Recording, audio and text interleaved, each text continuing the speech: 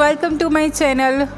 બાર જમણવારમાં મળે એવું ટિંડોરાનું શાક આજે આપણે બનાવવાના છે. જો મારી આ રેસીપી ગમે તો એને લાઈક કરજો, શેર કરજો, મારી ચેનલ સબસ્ક્રાઈબ કરજો કે જેથી મારી ચેનલ પર આવનારી નવી નવી વાનગી તમારા સુધી પહોંચી શકે. તો ચલો આપણે રેસીપીની શરૂઆત કરીએ. એના માટે આપણે એક મસાલો પ્રિપેર કરવાનો છે. એના માટે એક મિક્સર જારમાં સિંગદાણા, તલ લઈ લીધા છે 2 ટેબલસ્પૂન જેટલા, ધાણા જીરું પાવડર, લાલ મરચું પાવડર, પિંચ ઓફ હળદર, ગરમ મસાલો, તમે સ્કીપ બી કરી શકો છો, ખાંડ. મેં અત્યારે સેવ લીધી છે, એની જગ્યાએ તમે ગાંઠિયા બી લઈ શકો છો.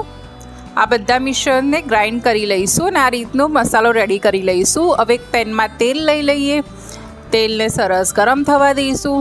તેલ આપણું સરસ ગરમ થઈ જાય એટલે રાઈ એડ કરી લઈશું. રાઈ તતરી જાય એટલે હિંગ એડ કરશું. હિંગ તતરી જાય એટલે આ રીતના આપણે ટિંડોળાને કટ કરેલા છે એ એડ કરી લઈશું.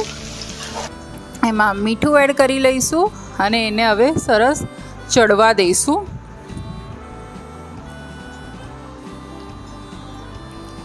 બહાર આ શાકમાં ટિંડોળા તળવામાં આવે છે, પણ આપણે ઘરે બનાવ્યા છે એટલે આ રીતે આપણે એને તેલમાં મીડિયમ ફ્લેમ પર તળેલા હોય એવું ટેક્સચર આવશે. એટલે આ રીતે એને મીડિયમ ફ્લેમ પર સ્ટર કરતાં કરતાં કૂક કરીશું.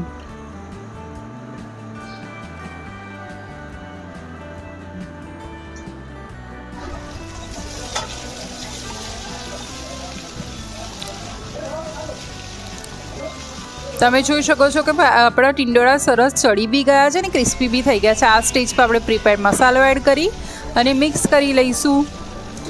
આ મસાલાને તેલમાં 1-2 મિનિટ સાંતળી લઈશું ટિંડોળા સાથે. તો આપણું બહાર જમણવારમાં મળતું એવું ટિંડોળાનું શાક રેડી થઈ ગયું છે. તમે આને પૂરી, રોટલી, ભાખરી સાથે એન્જોય કરી શકો છો. આ રેસીપી તમારા ઘરે બનાવો અને કેવી લાગી મને કોમેન્ટમાં જણાવજો. આવી બીજી રેસીપી સાથે ફરી મળીશ. આવજો. જય શ્રી કૃષ્ણ.